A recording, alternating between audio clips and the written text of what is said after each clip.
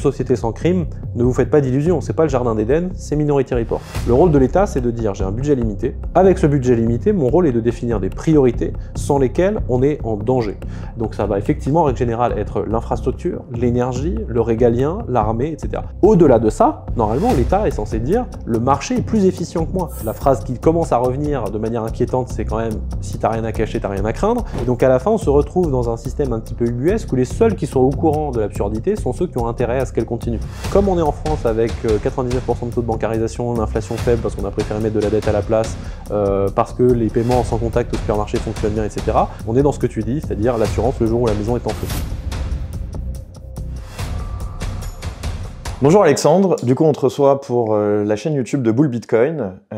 Est-ce que tu peux te présenter très succinctement, parce que je pense qu'il y a peu de gens qui ne te connaîtront pas à ce stade. Bonjour Théo, merci pour l'invitation. Alors moi c'est Alexandre Stachenko, je suis entrepreneur dans le milieu Bitcoin depuis une dizaine d'années. J'avais fondé Blockchain Partner, qui était une société de conseil sur les sujets Bitcoin, crypto en général, que j'ai vendu à KPMG en 2021. Je suis resté 2 ans directeur crypto chez KPMG France et en 2024, j'ai quitté KPMG en 2023 pour faire de l'indépendant pendant 1 an, des conférences, des livres, des essais sur le sujet Bitcoin. Et puis en 2024, en avril, j'ai rejoint Paymium, donc qui est aujourd'hui la seule place de marché crypto, en tout cas surtout Bitcoin en France, et une des pionnières dans le monde, fondée en 2011, et où j'occupe le poste de directeur de la stratégie. Voilà. Après, j'ai des casquettes écosystème, j'ai fondé la DAN en 2020 et avant ça la Chaintech, donc j'ai beaucoup contribué à la réglementation, la fiscalité, des sujets passionnants. Exactement. Du coup, pour revenir sur Paymium, il y a une interview qui est sortie dans The Big Whale que tu as donnée, c'était un peu plus tôt dans la semaine, ouais, dans laquelle tu revenais un petit peu sur voilà, le positionnement de Paymium, les challenges, etc. etc. Déjà, un point que j'avais trouvé intéressant dans l'interview que tu as fait, consistait finalement à mentionner que c'est la seule place de marché en France, comme tu disais, et toi tu vois un enjeu de souveraineté du fait qu'il y ait au moins une place de marché en France. Est-ce que tu peux juste rapidement nous expliquer la différence entre une place de marché et un broker? Donc c'est exactement la différence d'ailleurs entre Paymium et Bull Bitcoin, et finalement qu'est-ce que tu entends par... pourquoi pour toi c'est important qu'il en reste au moins une? Effectivement, c'est une différence que peu de gens ont en tête parce que c'est une différence finalement un peu technique dans le milieu de l'industrie financière, mais c'est une différence qui existe aussi dans la finance traditionnelle où en fait on se pose si, je sais pas moi, Bob Patrimoine ou Michel Courtage n'est pas en France, c'est pas un drame, il existe le concurrent Bob Patrimoine et Michel autre chose. À l'inverse, si Euronext n'est pas en Europe, c'est déjà plus embêtant pour la cotation des actions, pour la maîtrise de la souveraineté sur l'infrastructure financière. Donc là, sur le monde de Bitcoin, on a un peu la même différence, avec quand même la différence majeure qu'on ne parle pas d'actions, on parle de Bitcoin. Mais si on porte la conviction, évidemment c'est une condition, mais si on porte cette conviction que Bitcoin est là pour rester à long terme et que ça fait partie des incontournables de l'écosystème financier et monétaire de demain, ce que je pense qu'on aura un sujet de commerce international qui sera fait dans un étalon neutre, non national. Je pense qu'on aura des sujets de limitation de l'inflation, de hedge contre les politiques monétaires expansionnistes. Donc pour moi, Bitcoin fait partie du paysage notamment financier et monétaire international.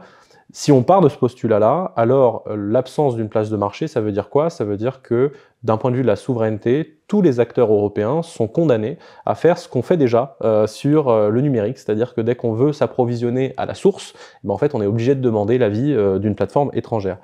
La différence entre un broker, donc un courtier en français, et une place de marché, c'est la position dans la chaîne de valeur d'une certaine façon, et c'est aussi sur le business model.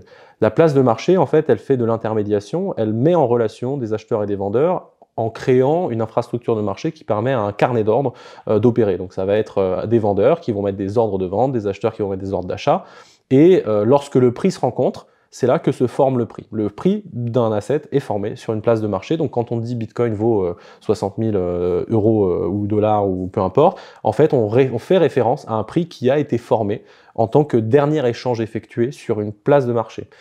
Sur Bitcoin, ce prix, il n'est pas mondial parce que chaque place de marché forme son prix. Donc après, il y a des opportunités d'arbitrage qui se créent jusqu'à ce qu'on obtienne quelque chose qui soit plus ou moins lisse au niveau mondial.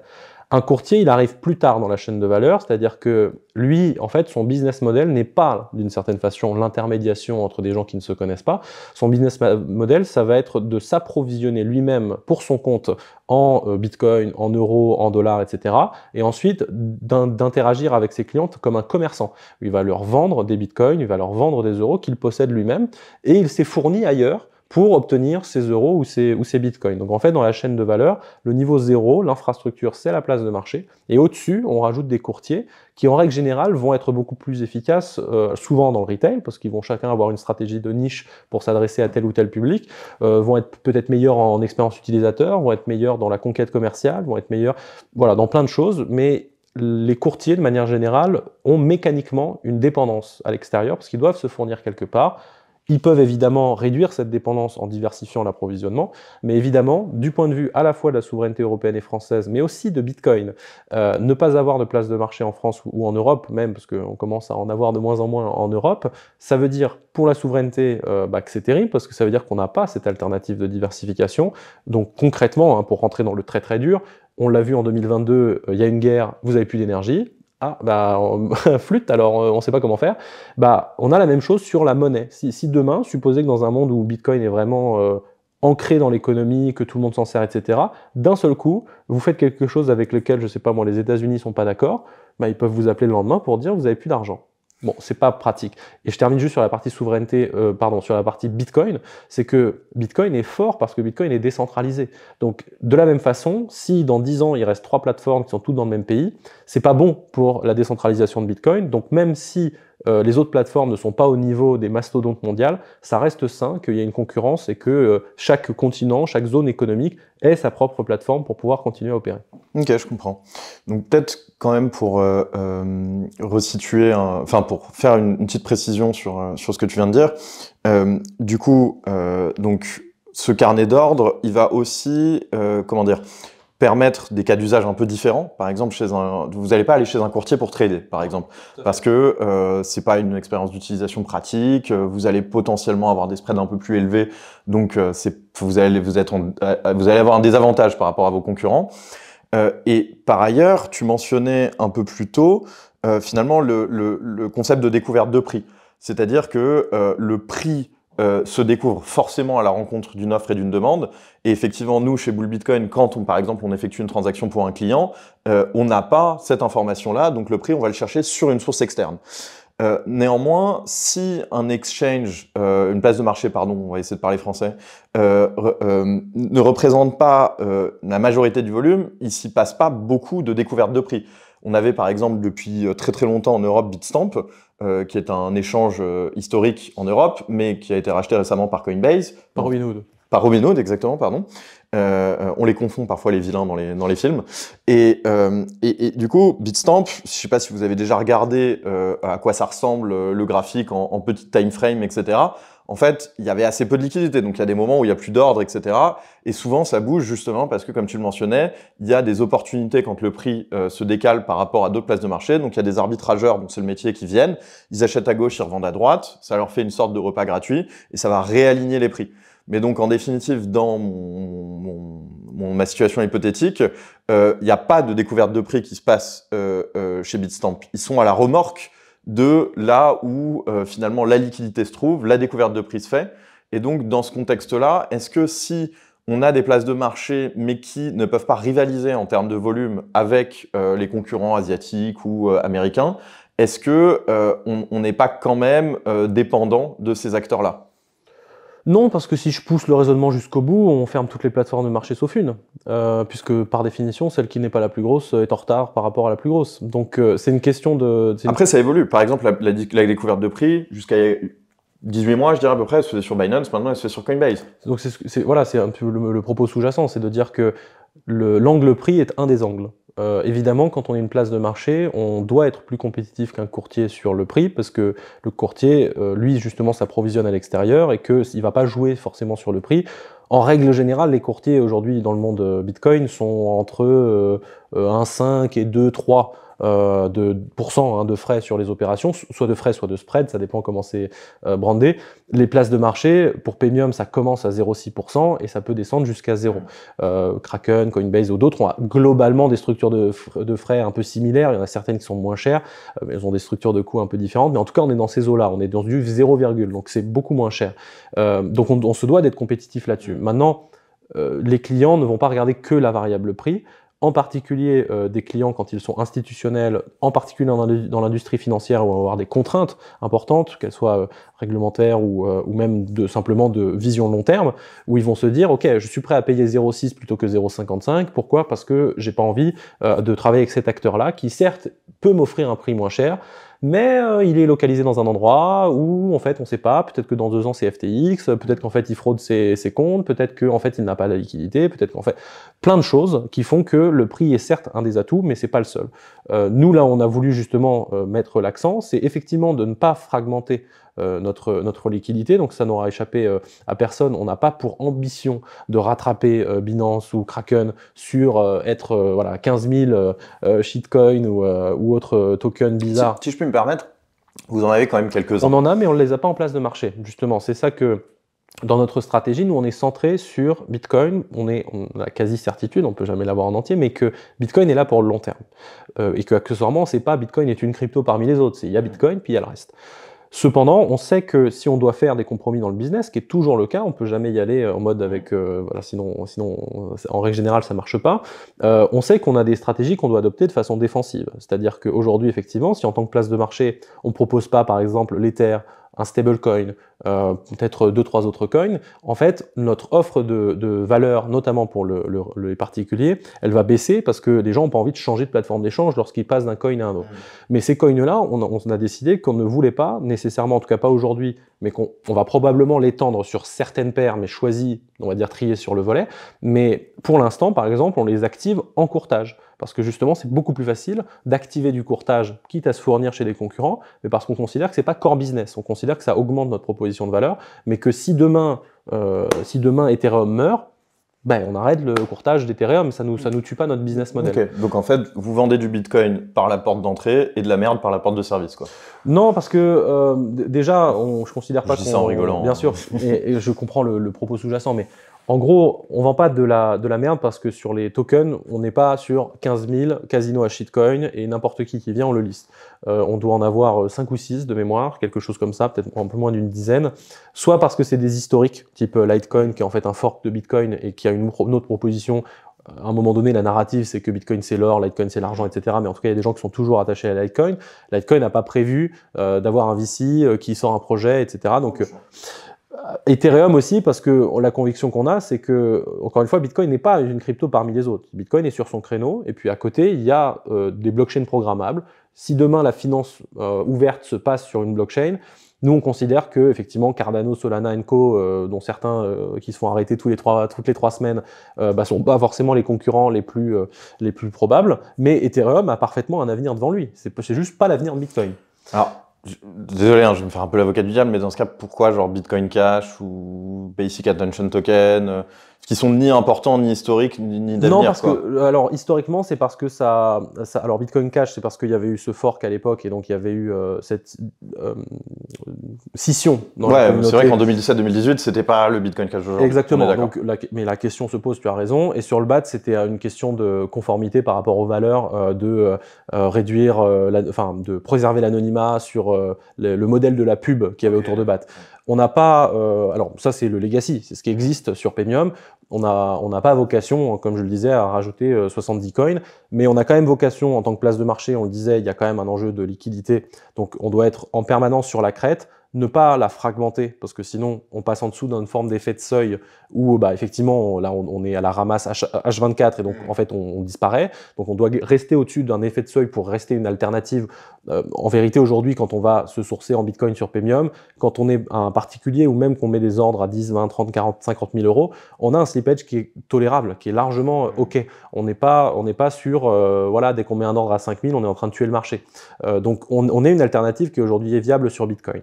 sur les autres, il faut qu'on regarde la bonne intersection, qui est toujours difficile en business, hein, mais de notre mission, ce qu'on veut faire, la demande des clients qui s'en écartent parfois, et nous, ce qu'on est capable de faire au milieu pour profiter au mieux de l'opportunité, servir le besoin, mais sans mettre à mal la mission initiale. Parce qu'évidemment, si on devient un casino à shitcoin et que à côté, Bitcoin périclite parce qu'on s'en occupe plus, on a des ressources limitées. Donc forcément, on va les attribuer en fonction de ces priorités-là sur un compromis que je peux pas dire parce qu'aujourd'hui on l'a pas fait. On regarde où est-ce qu'on va, mais en tout cas, on a vraiment recentré la stratégie pour dire nous, on est là pour Bitcoin, on va offrir des solutions autour de Bitcoin, mais si dans la demande du marché, 99% des clients disent il nous faudrait ce petit truc en plus à côté, on va faire le compromis nécessaire. Je comprends en fait la réflexion. Donc en fait, c'est presque plus un reflet du marché en France qui est quand même très orienté crypto, trading, les fois 1000, etc. Et donc en tant que place de marché, vous allez avoir du mal à pouvoir attirer des gens qui vont aussi vous apporter de la liquidité en Bitcoin si vous n'avez pas... si on n'a pas ces shitcoins qui cherchent à pouvoir échanger aussi, quoi. Là, encore une fois, c'est pas une question de, on va proposer c'est pas soit Bitcoin, soit de la merde. C'est soit Bitcoin, soit effectivement l'autre extrême, c'est 15 000 tokens dont 99% sont de la merde. Nous, on essaye de faire l'entre-deux, qui est un entre-deux qui est quand même beaucoup plus proche de Bitcoin, étant donné qu'il y en a moins de 10, qui est de dire non, si un client arrive demain et nous demande la crypto numéro 365, on va lui dire ça va pas être possible. Non, bien sûr. Après, quand j'utilise ce terme, c'est purement subjectif. Hein. Oui, on n'est pas obligé d'être d'accord là-dessus. Même moi, Ethereum est dans ce cas-là, mais on va pas refaire, le match là-dessus. On considère que c'est pas le même créneau, que ça peut avoir un avenir, c'est juste pas le même sujet en fait. Ok. Du coup, revenons plutôt sur la souveraineté, parce que finalement, c'est de là qu'on est parti. Un autre enjeu de souveraineté aujourd'hui, on en a beaucoup en Europe. Et notamment, on en a un sur l'énergie. On a bien vu depuis le conflit en Russie, les sanctions appliquées sur la Russie, qu'en fait, on a besoin une grande partie de l'économie européenne a besoin de l'énergie qui vient de ce pays aujourd'hui qu'on a désigné comme un ennemi. Et d'ailleurs, on en a la manifestation, l'exemplification la plus absolue dans le fait qu'on continue toujours à consommer du pétrole russe, juste s'il passe par l'Inde, comme ça on peut dire que c'est du pétrole indien, ou l'Azerbaïdjan aussi. Ou l'Azerbaïdjan, mais bon bref. L'Azerbaïdjan, je fais la précision, mais dans le contrat qu'a signé von der Leyen avec ce beau pays qu'est l'Azerbaïdjan, la promesse de fourniture de l'Azerbaïdjan à l'Union européenne est supérieure à ses capacités de production. Donc ils savent très bien ce qu'ils font. Exactement. Ouais, je connaissais pas j'avais pas cette info, mais c'est assez révélateur. Et effectivement, de toute manière, il y a un analyste sur les marchés de l'énergie que j'aime beaucoup qui s'appelle Bloomberg, qui dit un truc très juste. Il dit chaque goutte d'hydrocarbure, d'hydrocarbures, qui est extrait du sol sera consommée. Donc en fait, les gars, vous pouvez mettre les sanctions que vous voulez, vous pouvez mettre les machins, c'est fongible, et c'est absolument impératif pour faire fonctionner notre économie dans la réalité des infrastructures aujourd'hui. Donc il y a une demande, il y a une offre, et vous pourrez pas arrêter ça. Mais là où je voulais en venir, c'est que du coup, finalement, on a cette atrophie énergétique qui a déjà porté des conséquences assez énormes en Allemagne. Ils sont, si on garde les définitions habituelles de ce que c'est une récession, ils sont en récession. Il y a eu beaucoup de délocalisation de leur appareil industriel vers des pays où il y a cette sécurité énergétique que l'Allemagne s'est ôtée finalement en décidant de faire un virage assez rapide après Fukushima, hors du nucléaire et en même temps hors des fossiles, pour préférer des énergies dites ENR qui ont les avantages et les inconvénients qu'on leur connaît. Du coup, ma question en fait c'était dans ce contexte-là, où en plus on se rend compte aujourd'hui avec le contexte politique en France que on a une situation de finances publiques compliquée, une situation de croissance neurasthénique, et on voit bien avec l'exemple de l'Allemagne que faire de la croissance quand on est contraint énergétiquement, c'est quasiment impossible, quoi. On peut avoir des gains de productivité, mais c'est limité, quoi. Voilà. Mais du coup, pour toi, comment ça va se résoudre, ce truc-là, et finalement, est-ce que t'as pas une vision différente de comment on aurait pu penser différemment le sujet, quoi? Bon, c'est facile de refaire le match après. Hein. Alors, je fais quand même le disclaimer je ne suis pas un expert énergétique. Alors, donc, c'est vrai que c'est facile de refaire le match après, mais à ta défense, t'as pas commencé à parler de ça aujourd'hui. Non, je n'ai pas commencé, mais voilà, c'est un sujet d'intérêt pour moi. Je ne suis pas ingénieur électricien depuis 35 ans. Le sujet de l'énergie, c'est un sujet qui est complexe parce que déjà la chaîne de valeur est immense.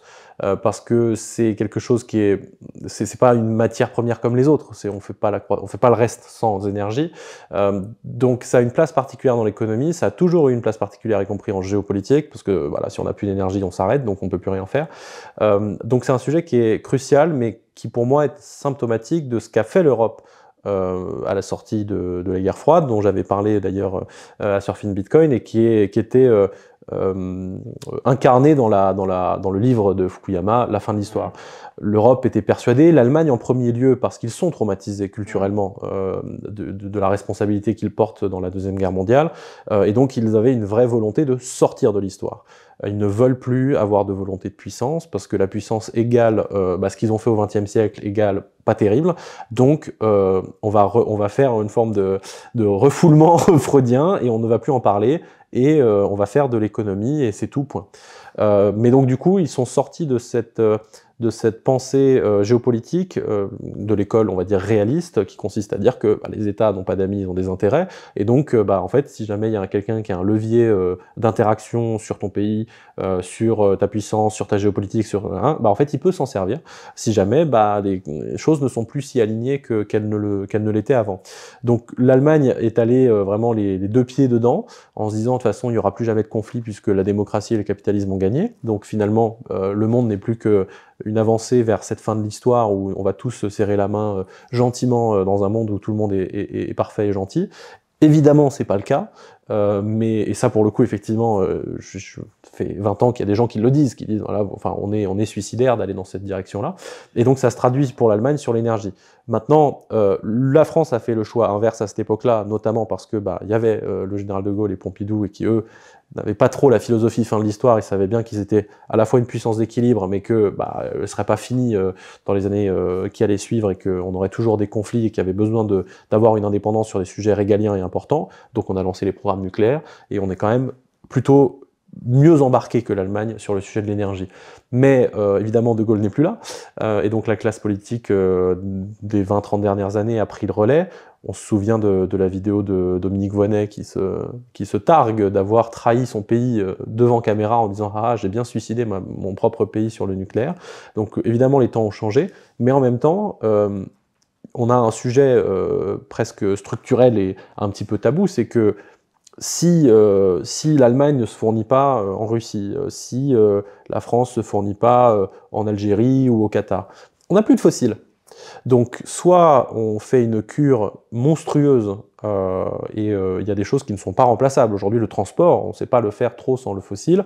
On peut faire avec des batteries électriques, mais enfin on peut le faire avec des êtres humains aussi. On peut le faire avec des êtres humains, mais ce que je veux dire, c'est que dans la civilisation industrielle actuelle, il y a tout un pan de l'activité qu'on peut électrifier, et si on peut l'électrifier, on peut tenter de le nucléariser ou de mettre des ENR avec les avantages et inconvénients qu'on a mentionnés, mais il y a tout un pan de l'industrie, de l'économie qu'on ne sait pas électrifier. Et puis, le transport en fait partie. Juste pour faire une petite précision, moi, quelque chose qui m'a toujours fasciné, c'est que même dans cette vision de on va électrifier tout ce qu'on peut électrifier, faut voir que quand on forme ce capital, ces infrastructures, etc., les camions, le technicien qui doit aller jusqu'au truc, pour amener ta pale d'éolienne, et même pour faire certains traitements chimiques, en fait, même une fois qu'on a construit une infrastructure électrique, elle va pas s'entretenir uniquement qu'avec des moyens électriques. Donc, c'est pour ça que la sortie absolue qui est donnée souvent comme un objectif parfois dans certains cercles de réflexion ou dans certains cercles politiques en Europe,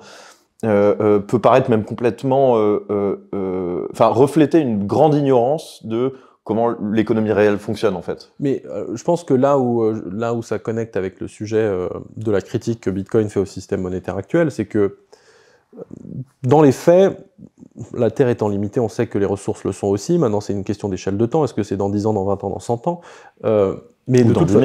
Ou dans 10 000, peu importe. Enfin, globalement, le consensus, c'est pas 10 000, mais soit la question qui va se poser, c'est toutes ces ressources fossiles, dont aujourd'hui l'extraction même, évidemment, consomme du fossile, parce qu'il faut bien aller le chercher. Donc il y a un taux de retour énergétique qui est de X ou Y selon l'énergie qu'on cherche à avoir. Le système monétaire actuel, étant donné qu'il s'extrait de la contrainte physique, il nous fait faire ce qu'on appelle du malinvestment, c'est-à-dire de ne plus regarder la vraie utilité qu'apportent les choses à la société. Dans un contexte monétaire sain, ce qui se passe, c'est que si les ressources fossiles se raréfient, alors en fait, l'exigence de rentabilité qu'on va avoir des projets va augmenter. Et donc en fait, mécaniquement, par le mécanisme du marché, si un projet n'apporte pas suffisamment de valeur ajoutée à la société parce qu'il consomme trop d'énergie fossile, qui du coup a un prix qui a augmenté parce qu'il y a une raréfaction, en fait, il n'est juste pas financé. Et donc en fait, on ajuste la disponibilité en ressources à ce que la société a envie de faire. Dans le contexte monétaire actuel, en fait, on s'émancipe de cette contrainte parce qu'on emprunte la croissance au futur en la ramenant aujourd'hui avec de la dette et de la monnaie fiat. Donc ce qui se passe, c'est que ça nous permet d'acheter pendant des années supplémentaires, potentiellement des décennies, une forme d'illusion de confort. En fait, finalement, il y a du fossile. Pour l'exemple du schiste aux États-Unis, le schiste est quand même très difficile à rentabiliser parce qu'il faut refaire des puits, en gros, tous les quelques mois, les puits s'épuisent très vite, alors qu'un pétrole conventionnel, on fait un puits, on en a pour 40 ans. Donc en fait, c'est très intensif en capital. La quasi-totalité de ces puits, j'ai plus le chiffre exact, mais de mémoire, on était autour de 70 ou 75%, c'est peut-être 50, mais c'est dans ces ordres de grandeur-là. Des exploitations de schiste, il y a encore 2 ou 3 ans aux États-Unis, n'étaient absolument pas rentables, alors qu'elles opéraient depuis 10 ans. Tout ça est permis parce que l'argent est gratuit. Si l'argent n'était pas gratuit, en fait, on aurait déjà la retranscription dans le prix, puisqu'on n'aurait plus toutes ces exploitations de schiste, donc on aurait un pétrole beaucoup plus cher, donc on aurait un ajustement de la société industrielle. Accessoirement, on aurait donc probablement une récession et beaucoup de choses. Sur ce malinvestment, le fait est que c'est une problématique écologique, à mon sens, qui est énorme, parce que c'est structurel et systémique. C'est-à-dire que dire on va plus avoir de fossiles, donc il faut faire de full électrification, c'est une chose, et de toute façon, il faut électrifier ce qu'on peut. Si on fait la connexion avec le sujet de souveraineté qui était juste avant, c'est que il faut sortir de la naïveté et dire, en fait, effectivement, dans un avenir plus ou moins proche, il n'y en aura pas pour tout le monde. Donc il faut qu'on réduise au maximum notre dépendance aux fossiles pour les cas où c'est absolument nécessaire, par exemple le transport sur lequel on n'a pas encore trouvé autre chose de manière industrielle. Comme ça, tout le reste, on l'a électrifié. Et si on l'a électrifié, ça veut dire qu'il faut qu'on fasse les centrales avant, pour qu'on ait la capacité de production. Ces centrales qui consomment effectivement du fossile pour être construites, mais donc il faut le faire maintenant. Et comme le mécanisme de prix est complètement éclaté, en fait on ne se rend pas compte de l'urgence à faire ce genre d'investissement structurel et important, et on préfère faire des tours Eiffel en plastique et des conneries.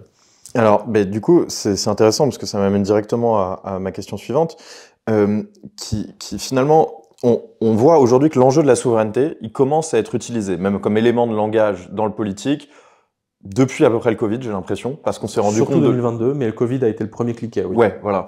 En tout cas, depuis qu'on s'est rendu compte de la dépendance qu'on a vis-à-vis de supply chain très complexes et étendues à l'échelle de la planète, là, comme par hasard, le thème qui avait été parfaitement ignoré par les politiques partout en Europe, pas qu'en France, revient sur la table et on entend parler souveraineté, souveraineté, souveraineté, même par des partis qui sont pas forcément historiquement liés à ces thèmes-là. Alors que c'est vrai qu'il y a 15 ans, vous parliez de souveraineté économique ou de choses comme ça. En gros, vous traitez de fasciste, quoi. Oui, pas besoin de remonter à 15 ans. Mais... Et en fait, moi, ce qui me perturbe un peu, enfin, ce qui me fait un peu peur dans cette vision des choses-là, c'est que finalement, la souveraineté, j'ai l'impression telle qu'on la comprend aujourd'hui, c'est-à-dire ce besoin d'avoir une indépendance et d'être capable d'avoir une résilience par nous-mêmes, elle devient une injonction pour plus d'allocation centralisée des ressources, pour plus de manipulation des prix, des subventions, des grands plans, de la centralisation de l'allocation de ressources, etc.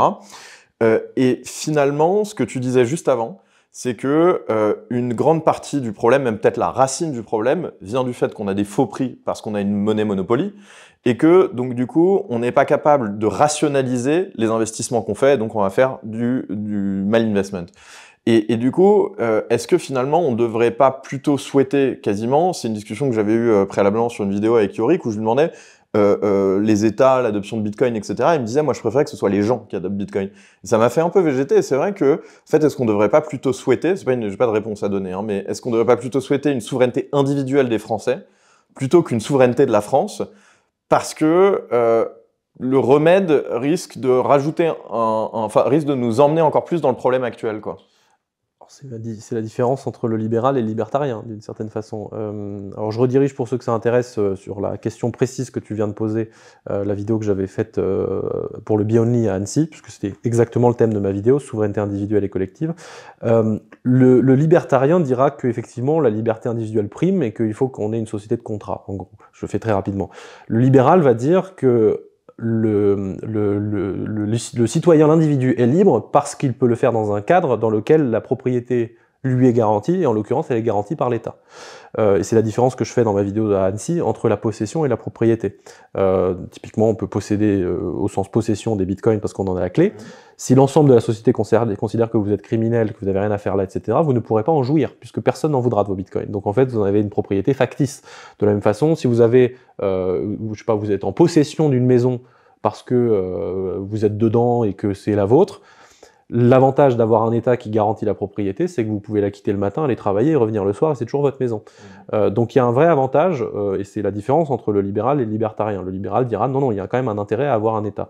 Même Hayek, la route de la servitude, il est parfaitement ouvert sur le fait de parler de monopole sur les sujets régaliens, sur les sujets d'infrastructure ou de réseau, donc qui est moi plutôt ma position là-dessus. Oui, d'ailleurs, juste toute petite parenthèse, parce que c'est des sujets dont on parle beaucoup, et je pense qu'il y a une clarification importante. Les économistes autrichiens sont pas libertariens, à part la toute dernière génération, Rothbard et Hoppe, par exemple, mais tous ceux qui viennent en avance répondent exactement à la définition que tu viens de faire du libéralisme.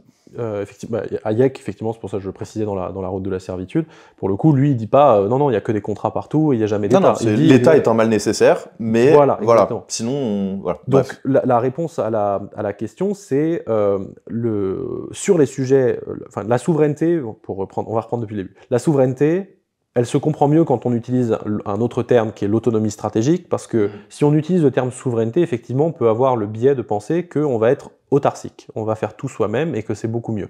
Dans la réalité, on ne peut jamais tout faire soi-même, soit parce qu'on n'a pas les ressources, soit parce qu'on n'a pas les compétences, soit parce qu'on n'a pas l'argent. Surtout parce que c'est inefficient. La division du travail, ça existe pour quelque chose. Donc c'est inefficient également, donc on peut pouvoir avoir envie de faire du commerce et de s'appuyer avec d'autres partenaires. Maintenant, le rôle de l'État là-dedans, c'est quoi? C'est pas de dire on va tout faire soi-même, ou bien on va filer une allocation pour que telle industrie des grille-pains puisse se faire en France. Le rôle de l'État, c'est de dire j'ai un budget limité, ce qui n'est plus le cas depuis qu'on a inventé la monnaie fiat, c'est un débat aussi connexe, mais j'ai un budget limité, parce qu'il y a un consentement à l'impôt, et le citoyen est OK pour payer une quantité d'impôts pour faire des choses qui sont limitées. Avec ce budget limité, mon rôle est de définir des priorités sans lesquelles on est en danger. Donc ça va effectivement, en règle générale, être l'infrastructure, l'énergie, le régalien, l'armée, etc. Mais au-delà de ça, normalement, l'État est censé dire le marché est plus efficient que moi. Donc si la France ou l'Europe peut survivre 6 mois sans grille-pain, eh ben on laisse le marché faire des grille-pains. Il n'y a pas besoin d'avoir l'État. Par contre, la France ne peut pas survivre 6 mois sans infrastructure, ni sans électricité, ni sans pétrole, ni sans... Donc là-dessus, il doit avoir un mot à dire. Et donc pour terminer, ce que ça veut dire, c'est que on peut avoir une tolérance à l'inefficience de l'État, parce que sur les secteurs qui sont stratégiques, on va lui demander de s'investir pour dire ce sera peut-être moins bien fait que si c'était le marché qui le faisait, mais au moins ce sera fait par nous, chez nous. Et comme ça, on n'aura pas de dépendance à l'extérieur. Et cette dépendance, elle boucle avec ce que je disais au début, cette indépendance sur ces sujets-là, elle permet aux citoyens d'être libres. Parce que si l'État est en situation de domination par un acteur étranger, par exemple sur le sujet de l'énergie, est-ce que le citoyen est libre à la fin? Pas du tout, puisque l'État est obligé de dire oui à tout ce que dit l'étranger, parce que sinon il lui coupe le réservoir d'énergie. Et le meilleur exemple de ça d'ailleurs, c'est par exemple le numérique, où on voit bien que effectivement au niveau des libertés numériques en Europe, c'est une façade, puisqu'on est dépendant de boîtes étrangères pour quasiment tous les services qu'on utilise au quotidien. Et ça participe de la même naïveté, où on s'est dit au départ le numérique c'est un joujou, c'est un gadget. On a en tête les vidéos de Gérard Terry dans les années 90, on n'imaginait pas quand même qu'on va mettre les utilisateurs du Minitel sur Internet, voyons. Donc on a fait les arrogants, et on a laissé passer la chance d'avoir une industrie locale, on a laissé passer la chance d'être brillant sur ce secteur alors que les précurseurs étaient français et européens. Et aujourd'hui, effectivement, même le moindre département de l'État utilise des traitements de texte américains, des logiciels américains, et donc ça veut dire qu'il y a une vraie dépendance qui fait que si on a envie de faire quelque chose ou une autre chose, bah, il y a un pays à côté qui va dire « Ah, vous êtes sûr que vous voulez faire ça? Moi, je suis pas d'accord. » Et pour continuer sur ce thème du numérique, je trouve qu'on voit aussi une accélération de finalement l'immixtion de l'État dans la vie individuelle et une extension du contrôle sur plein de facettes de notre vie par le truchement des outils numériques. Alors même s'ils sont pas développés par des entreprises européennes, ils se gênent pas pour finalement créer des lois qui vont les contraindre soit à partager leurs données avec les autorités compétentes, soit pour finalement quelque part sous motif de diverses réglementations, récolter des données, etc., etc. Tu avais écrit un papier que j'avais trouvé très intéressant sur les KYC AML, donc les mesures d'identification client, KYC Know Your Customer, et AML Anti-Money Laundering, donc anti-blanchiment d'argent, qui sont des obligations qui sont imposées à toutes les entreprises qui touchent de près ou de loin au secteur financier aujourd'hui, donc que ce soit les entreprises de monétique, de paiement, les entreprises comme les nôtres, que ce soit Paymium ou Bitcoin, les banques, les institutions d'intermédiation financière, etc., etc. Est-ce que tu peux nous expliquer assez synthétiquement quelle était la thèse de l'article en question, et finalement, qu'est-ce qu'on peut tirer comme conclusion de ces mesures-là? D'abord, un préambule sur le début, c'est-à-dire l'immixtion de l'État dans la vie privée des individus. Savoir que dans l'État de droit, donc au sens libéral, hein, l'État de droit au sens libéral, on a des libertés fondamentales, qui sont garanties par Déclaration des droits de l'homme, Constitution, tout ce qu'on veut, qui sont dans la hiérarchie des normes tout en haut, c'est-à-dire qu'on est censé ne pas y déroger, quelle que soit la loi. Cependant, elles-mêmes parfois sont en conflit. Le droit de propriété peut être en conflit avec la liberté d'expression, qui peut être en conflit avec autre chose. Et donc, l'état de droit est un cadre qui permet parfaitement, en soi, d'aller rogner, par exemple, sur la vie privée. C'est pas quelque chose, pareil, c'est une différence entre, ça va être une différence entre un libertarien et un libéral, c'est de dire, non, la vie privée n'est pas maximale. Cependant, si on veut le faire dans le cadre de l'état de droit, alors il y a des conditions à respecter. On ne fait pas une loi comme ça en disant youpi, on arrête la vie privée. Non, normalement on est censé avoir une base légale nécessaire, c'est-à-dire on ne saurait pas faire sans. On est censé être proportionné, c'est-à-dire on ne va pas sortir un marteau-piqueur pour planter un clou. Donc on vérifie qu'on ne fait que ce qui est nécessaire, pas plus que ce qui est nécessaire. Ça doit être efficace, que ça atteigne le but initial, et puis ça doit être évalué accessoirement, parce que sinon on ne sait jamais si c'est efficace. Donc ça c'est mon préambule, pourquoi? Parce que y a un lien avec le sujet monétaire qu'on établissait avant, c'est que cette notion d'efficacité et de proportionnalité qui est quand même clé dans l'état de droit, voilà, on ne se met pas à mettre un flic chez tout le monde, hein. Oui, il y aurait moins de, par exemple, je sais pas moi, de violence conjugale si on mettait un flic chez tout le monde. Est-ce pour autant une raison de mettre un flic chez tout le monde? Pas forcément, parce qu'on rogne trop sur les libertés fondamentales. Le problème, c'est que ceci est intriqué particulièrement avec ce dont on parlait juste avant, c'est-à-dire le consentement à l'impôt. Une des raisons pour lesquelles on va chercher la proportionnalité, c'est parce que l'argent des impôts représente une ressource rare. Et donc si je mets un flic chez tout le monde, c'est que je recrute 2000 infirmiers de moins qui vont sauver des vies. C'est ça que ça veut dire. Donc en fait, on est obligé de faire de la proportionnalité dans la façon dont on gère le budget. Le moment où on sort d'un étalon monétaire sain, cette question ne se pose plus. Et donc on peut parfaitement dériver en disant « Ok, avant on avait des flics dans la rue, maintenant on va les voir en bas des immeubles et demain on les aura chez tout le monde », parce qu'en fait on n'a plus de contraintes budgétaires. Donc en fait la question ne se pose plus de savoir si un flic chez tout le monde, ça veut dire qu'ils seront plus là, ça veut dire qu'on peut faire tout en même temps, quitte à créer une précipitation et une fuite en avant. Dans le papier que j'écrivais, je me focalisais particulièrement sur effectivement les dérives de la surveillance financière, qui est un sujet très peu traité, y compris par les médias, parce qu'il est tabou. Il est tabou pourquoi? Parce que depuis une vingtaine d'années, en gros depuis 2001, hein, si on le fait les attentats du 11 septembre, le sujet du terrorisme est devenu un joker magique quand on est régulateur ou politicien, pour pouvoir faire passer ce qu'on veut. Parce qu'évidemment, si quelqu'un s'oppose à une réglementation qui vise à réduire le terrorisme, tout de suite on va l'accuser de favoriser le terrorisme. Et on a en tête par exemple les FISA Courts, les fameux mandats qui ont permis de mettre sur écoute à peu près le monde entier à la suite du 9/11, délivrés dans le secret le plus total, ce qui est complètement hallucinant quand on connaît le système constitutionnel américain, et on voit bien la dérive que ça avait donné avec les révélations de Snowden. Donc c'est un exemple qui me venait en tête, mais la conséquence de ces menaces terroristes, que ce soit le 9/11, les événements du Bataclan, aussi tragiques soient-ils, c'est pas juste votre dentifrice, il a plus jamais vu l'intérieur d'un avion, c'est des choses beaucoup plus dangereuses que ça pour les libertés. Exactement. Donc effectivement, la dérive, elle est taboue parce qu'aucun politicien n'ose se mettre en contradiction en disant peut-être qu'on est en train de déconner là, parce que en fait, oui, on va peut-être éviter 10 morts l'an prochain, mais en fait, entre-temps, on n'est plus une démocratie. Donc peut-être on va se remettre autour de la table et discuter. Ça ne passe pas comme discours, on passe tout de suite pour un terroriste ou le sujet qui marche bien aussi, c'est la pédopornographie, où dès qu'on dit, bah là, on va peut-être pas surveiller les conversations de tous les Européens pour déceler, ah, vous êtes en faveur de la pédo... Non, alors pas du tout, mais c'est très inaudible. Mais au-delà de ces stratégies rhétoriques, moi, il y a aussi quelque chose qui me fascine, c'est qu'on est sorti de la culture européenne qui consistait à dire, finalement, le but de la politique, c'est de permettre la liberté dans une société civile pacifiée. Et donc, le gouvernement est là pour garantir les institutions, enfin, pour faire fonctionner les institutions qui vont garantir ça. Mais aujourd'hui, et je pense que ça a commencé à peu près à l'époque que tu cites, on est beaucoup plus dans cette idée qu'il faut empêcher que le crime arrive. On n'est plus dans cette logique de, finalement, il faut que les coupables soient jugés, qu'il y ait une dissuasion, etc. Mais là, on est dans la logique de dire, finalement, on va engager des moyens pour empêcher qu'un hypothétique arrive. Donc déjà, on peut rien mesurer là-dedans parce que le futur est inconnaissable. Et surtout, en fait, on a implicitement, sans avoir jamais accepté quoi que ce soit, donné un rôle complètement différent à l'État de ce qu'il était dans la tradition occidentale, quoi. L'État peut se permettre ce rôle pour toutes les raisons que j'ai développées. Ouais, s'il n'avait pas budget illimité, il pourrait même pas le faire.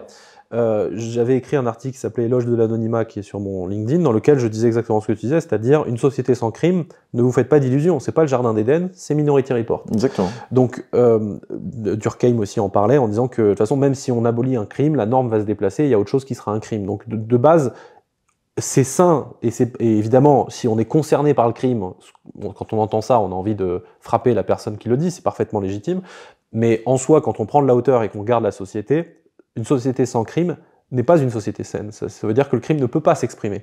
Or, le crime, c'est une version de la déviance. Donc, si la déviance ne peut pas s'exprimer, c'est que vous êtes dans un totalitarisme, hein, donc il n'y a pas vraiment d'autres voies alternatives.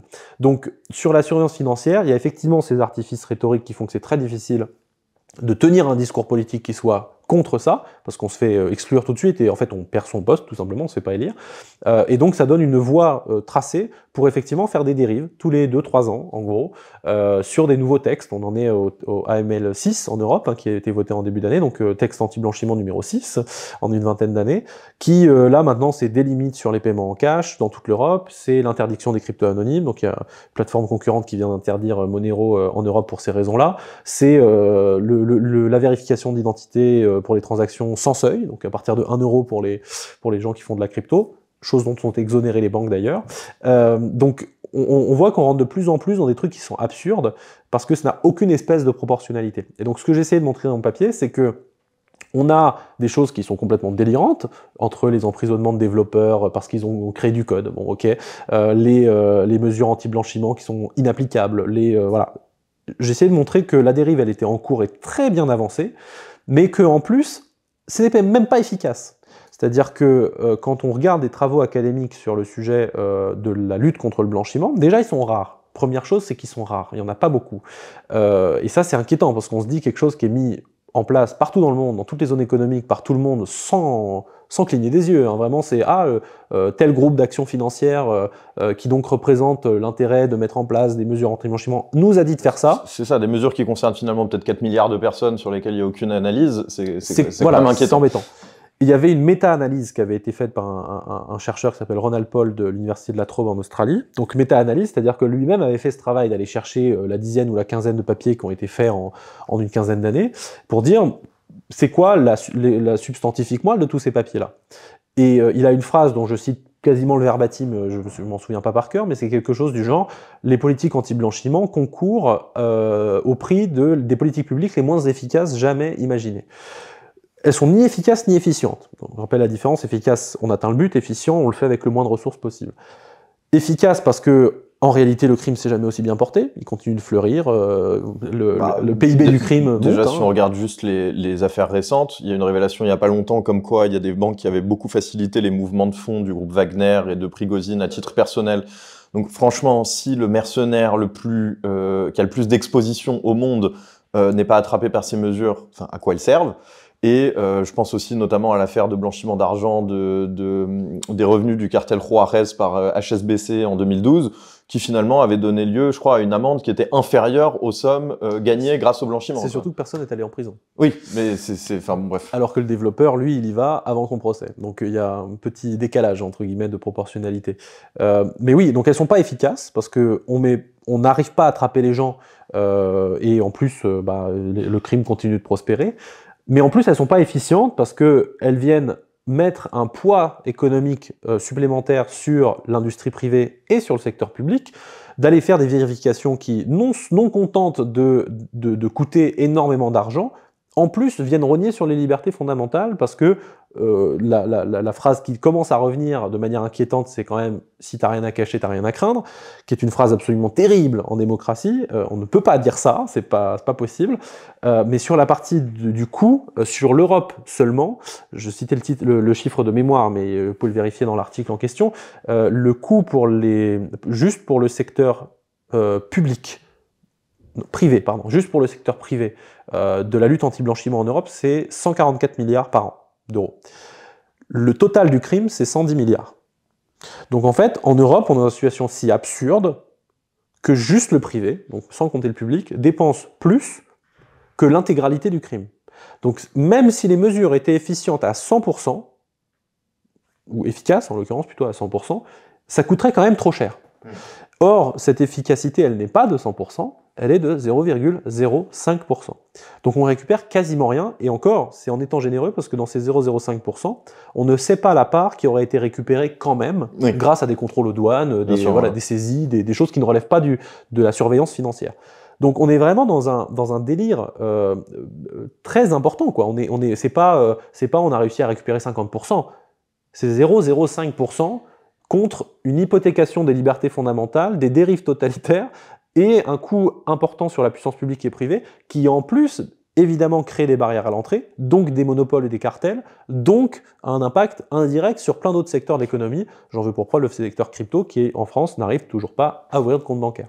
J'aurais pas pu le dire mieux, et c'est vrai que nous, on s'en rend compte de plein pied. Quand on voit les exigences qui arrivent avec Mika, et les ressources qu'ont les acteurs en France, Paymium n'est pas un des petits acteurs français, Bull Bitcoin n'est pas forcément un petit acteur à l'échelle du marché français, et pourtant, nous, quand on regarde les ressources qu'on va devoir engager, pour le dire simplement, moi je passe 50% de mon temps à écrire des procédures, à faire des vérifications, etc., etc. Donc c'est un peu comme si on disait aux acteurs, vous allez conquérir sur un marché qui est par définition mondial, parce que c'est des protocoles ouverts et parce qu'on est aussi en 2024, quoi. Et vous allez avoir une taxe de 50% en fait, parce que si vous prenez 50% de vos ressources qui sont utilisées qu'à faire des trucs qui produisent pas de valeur pour vos clients, c'est compliqué. Et du coup, moi, ça me fait penser à cette situation. J'avais beaucoup aimé lire ton papier, notamment parce que déjà, on se rend bien compte que ça marche pas, ces trucs-là. Mais quand on a les chiffres sous les yeux, je trouve que c'est encore plus monstrueux, évident. En fait, on se rend pas compte. Mais oui. Et l'ordre de grandeur est incroyable. Et surtout, ça m'a fait penser à finalement cette situation dans laquelle on a mis en place un truc et on sait que ça marche pas. Tout le monde sait que ça marche pas. Même les mecs qui ont mis en place savent que ça marche pas, mais on le fait quand même. Ça me faisait penser à cette phrase que Solzhenitsyn a dans l'archipel du Goulag. Ils mentent. Nous savons qu'ils mentent. Ils savent qu'on sait qu'ils mentent. Nous savons qu'ils savent que nous savons qu'ils mentent, mais ils mentent quand même. Il y a un peu de ça, ouais. Et effectivement, pourquoi ça m'a fait penser à ça? Parce que c'est très insidieux comme manière d'arriver à une société de surveillance, dans le sens où c'est pas pour rien que je prenais cet exemple. C'est-à-dire que les peuples de l'ex-URSS ne voulaient probablement pas cet état de la société. Et si on leur avait demandé, ils auraient dit non.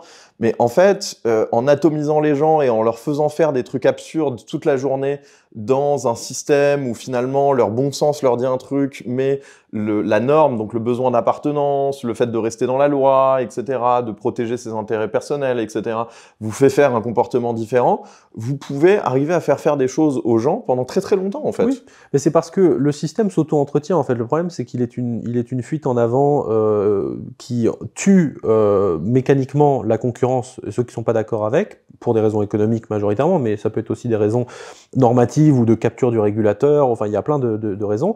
Et donc, à la fin, on se retrouve dans un système un petit peu ubuesque où les seuls qui sont au courant de l'absurdité sont ceux qui ont intérêt à ce qu'elle continue.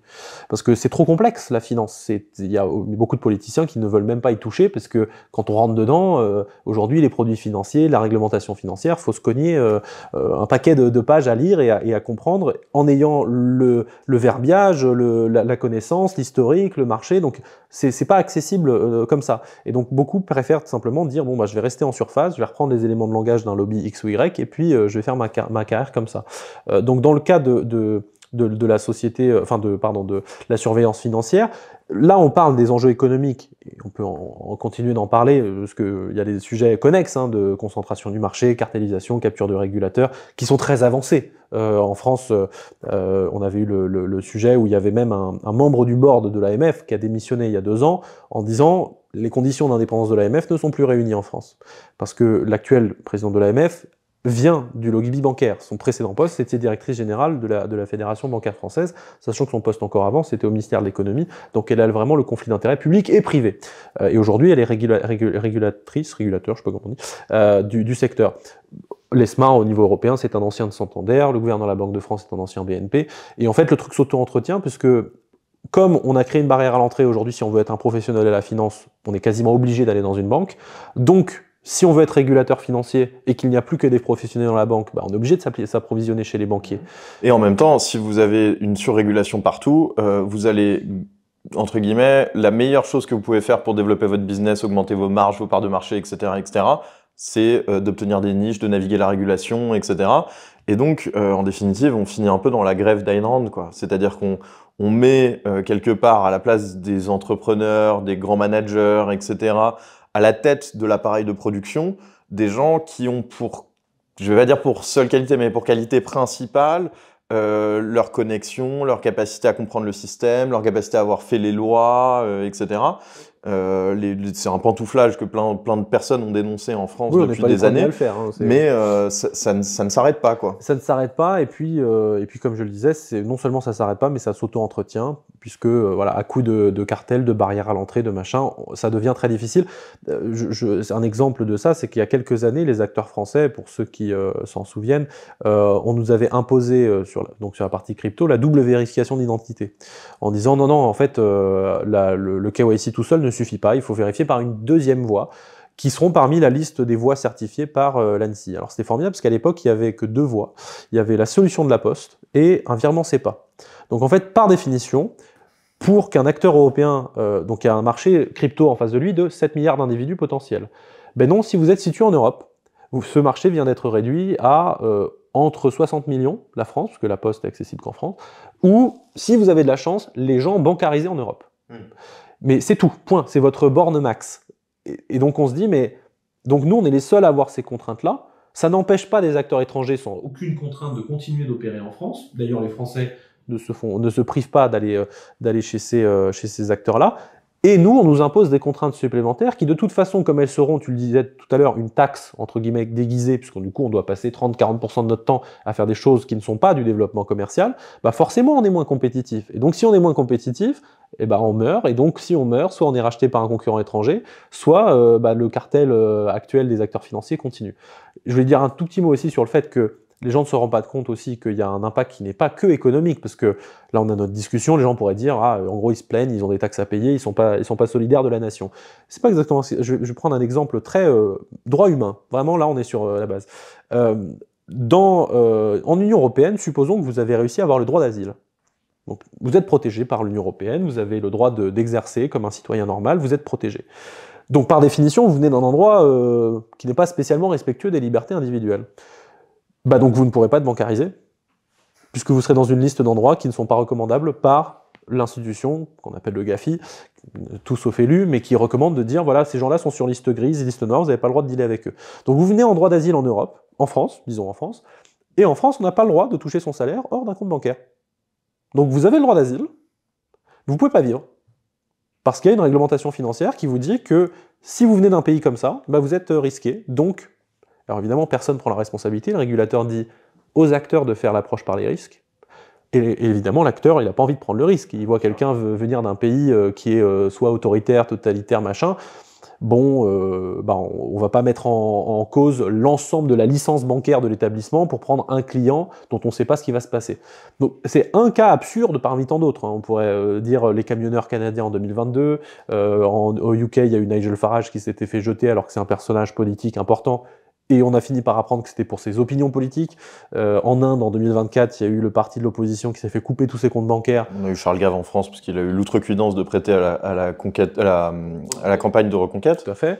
De manière générale, le RN non plus est obligé d'aller se bancariser à l'étranger. En fait, on peut ne pas aimer les idées du RN, ce qui est mon cas, mais le fait même qu'on a un acteur politique français qui représente une partie substantielle de la population, qui soit obligé de se bancariser à l'étranger, crée de la dépendance. Donc en fait, on crée de la dépendance en forçant des acteurs politiques à se bancariser à l'étranger.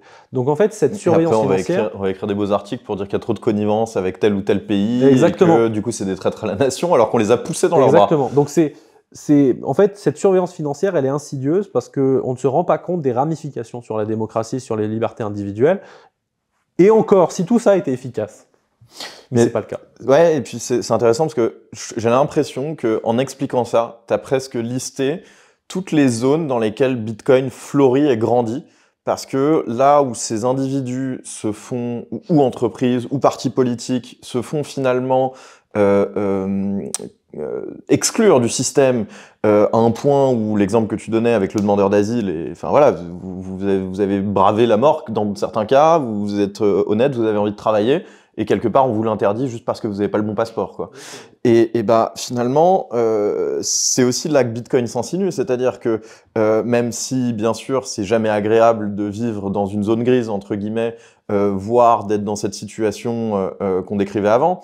Il y a quelque part une sorte comment dire, d'effort marketing qui est fait par beaucoup de gouvernements en Europe aujourd'hui, que je salue fortement, parce que on est en train de mettre tellement de personnes dans une situation où ils vont pas avoir beaucoup de meilleures solutions, que ça peut aussi les inciter quelque part à essayer de comprendre, à se renseigner, et à pas juste le voir comme un outil de spéculation ou comme un élément d'épargne, même si ça en fait partie, mais aussi comme tout simplement un levier pour garantir des libertés fondamentales dans des cas extrêmes où vous devez payer votre facture, vous devez payer votre loyer, vous devez quitter votre pays parce qu'il est en guerre, vous devez protéger vos communications, vous devez... je pense qu'on comprend beaucoup mieux l'utilité de Bitcoin quand on est un Libanais qui se connecte à son compte bancaire et que ça ne répond plus, que quand on est un Français dont le virement sait pas ou le paiement sans contact fonctionne. Et le plus récent, c'était l'opposante au Venezuela, qui au bout de 2 semaines était déjà sur la chaîne de Human Rights Foundation pour dire on est passé en Bitcoin, parce qu'en fait on ne peut pas opérer, sinon il y a un gars au pouvoir et il nous dit vous avez plus de compte bancaire.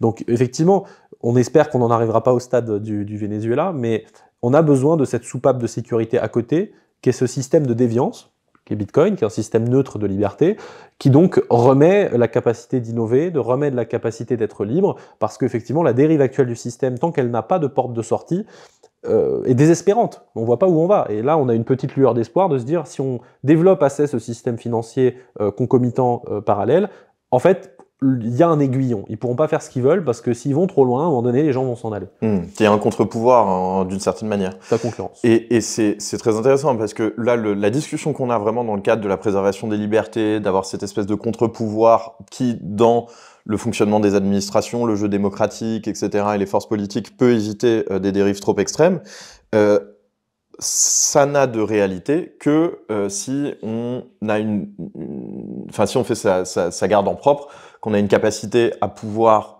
utiliser ces bitcoins directement, à pouvoir interagir avec le réseau directement, ce qui est une notion qu'on martèle depuis longtemps quand même, mais qui, entre guillemets, était souvent, je trouve, considéré comme un délire un peu de maximaliste ou de geek technologique qui aime bien se faire chier avec des wallets, des hardware wallets, des trucs compliqués à utiliser.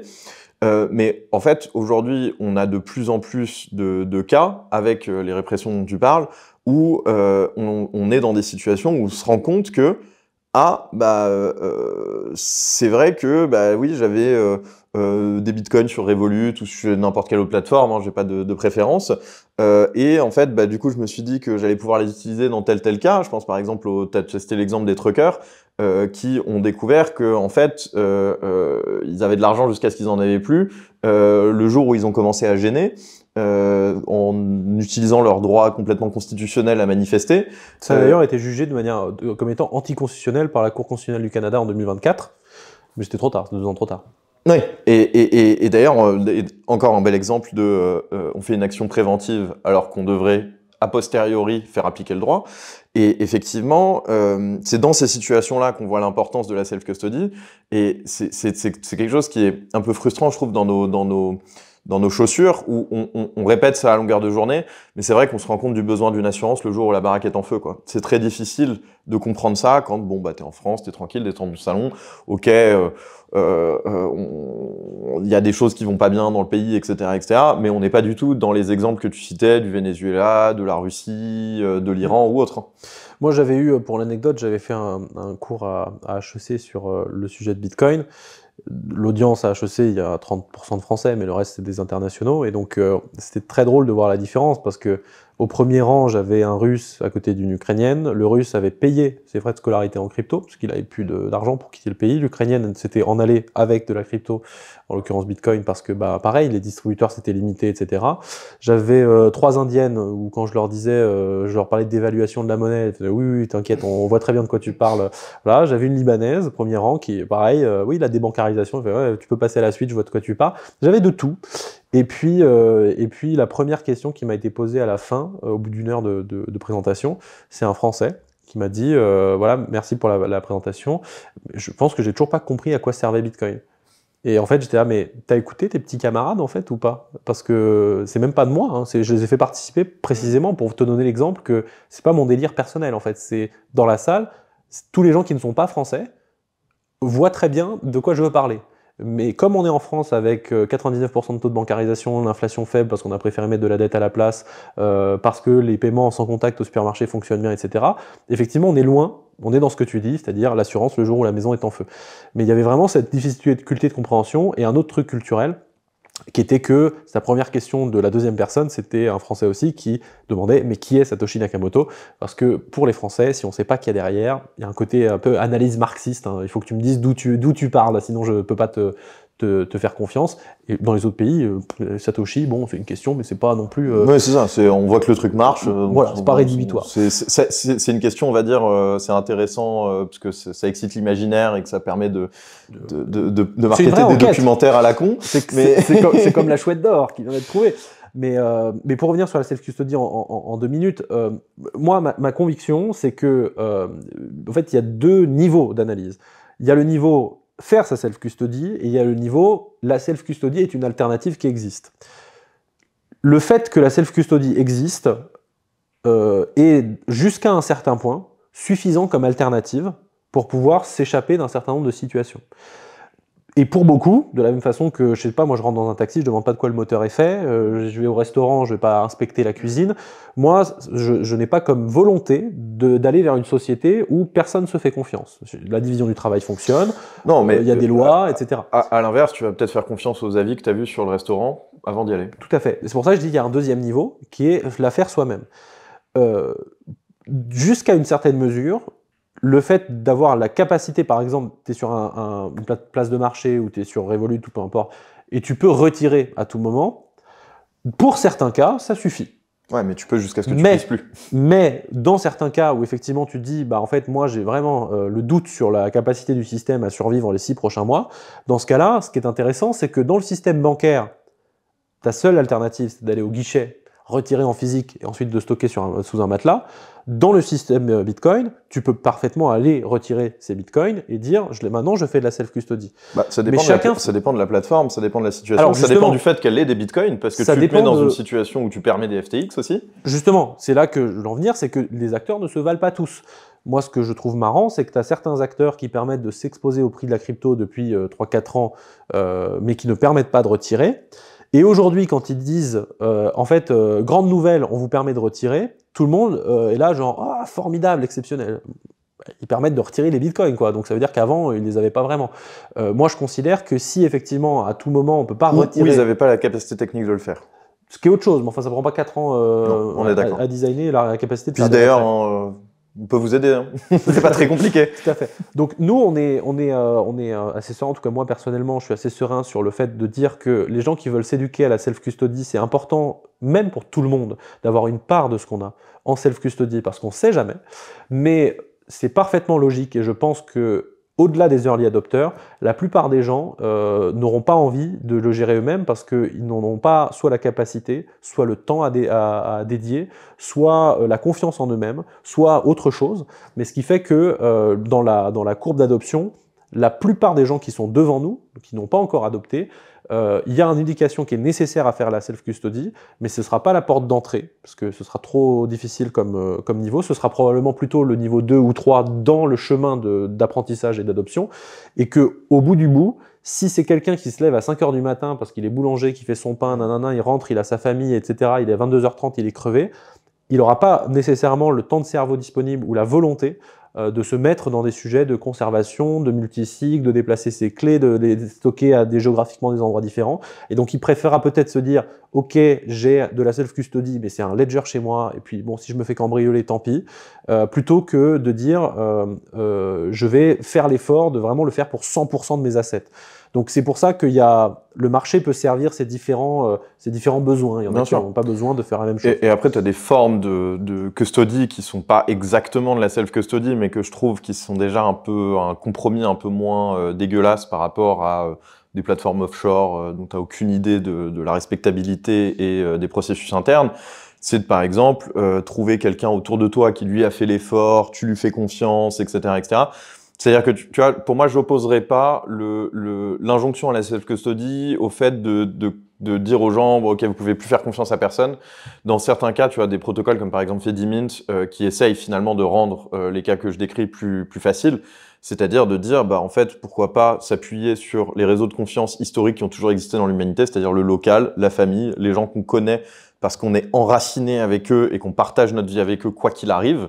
Il y a un coût de sortie beaucoup trop grand. Et donc, finalement, oui, c'est pas économiquement logique que tous les boulangers de France et de Navarre aient à apprendre cette complexité.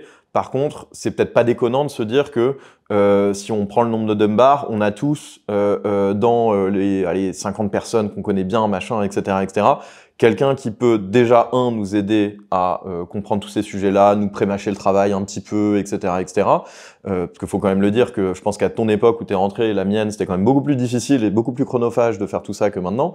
Et en plus, on peut aussi se dire, par exemple, je sais pas si c'est pour mes grands-parents ou etc., je vais peut-être détenir une clé ou détenir un backup à leur place, etc., Comme ça, ils peuvent le faire avec la tranquillité d'esprit et de se dire, bon, si jamais je m'embrouille avec mon petit-fils, j'ai quand même la main dessus et puis je trouverai peut-être un moyen de les récupérer parce que j'ai les éléments, même si je me rappelle plus, j'ai pas tout compris ce qu'il m'a raconté.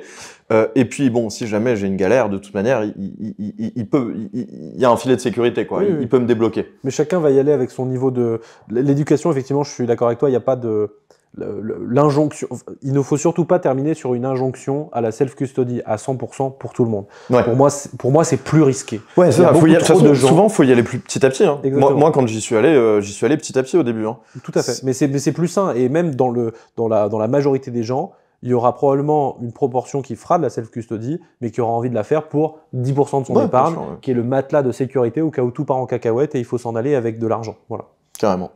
Et sur ce, je te propose qu'on s'arrête là. On a déjà couvert pas mal de sujets. Merci beaucoup de nous avoir accordé ton temps et pour tous ces éclaircissements. C'est toujours passionnant comme d'habitude. Et j'espère qu'on se reparlera sur cette chaîne ou ailleurs. De toute manière, on a des combats à mener, j'ai l'impression, donc on risque de se recroiser. On se retrouve fréquemment. Merci pour l'invitation. Je t'en prie, merci à toi.